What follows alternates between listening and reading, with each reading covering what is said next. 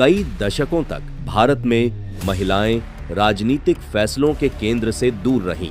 देश की आधी आबादी होने के बावजूद संसद और विधानसभाओं में उनका प्रतिनिधित्व बहुत कम रहा। बार बार चर्चा हुई, जरूरत साफ थी, लेकिन महिलाओं को निर्णय लेने में उनकी सही जगह नहीं मिल पाई।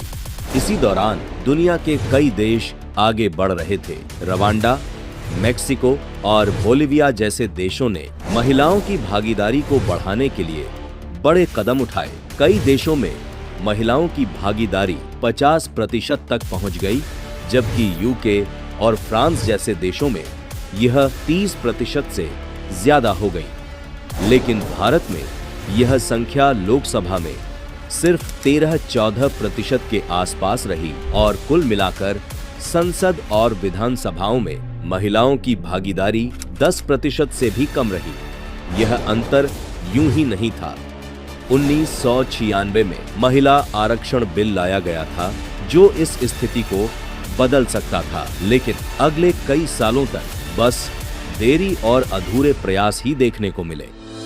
अटल बिहारी वाजपेयी जी के समय कोशिशें हुई, लेकिन पक्का समर्थन न मिलने और हंगामे के कारण बिल आगे नहीं बढ़ पाया। नतीजा यह हुआ कि जहां दूसरे देश आगे बढ़ते गए, वहीं भारत पीछे रह गया। देश की बड़ी सोच और जमीनी हकीकत के बीच का फर्क साफ दिखने लगा। 2014 के बाद इस दिशा में बदलाव दिखा। मोदी जी के नेतृत्व में महिलाओं के विकास के साथ साथ उनके राजनीतिक सशक्तिकरण पर भी जोर दिया गया। सितंबर 2023 में नारी शक्ति वंदन अधिनियम दोनों सदनों से पास हुआ। करीब 30 साल से अटका हुआ यह बिल आखिरकार पूरा हुआ, जिससे लोकसभा और विधानसभाओं में महिलाओं को 33% आरक्षण सुनिश्चित हुआ।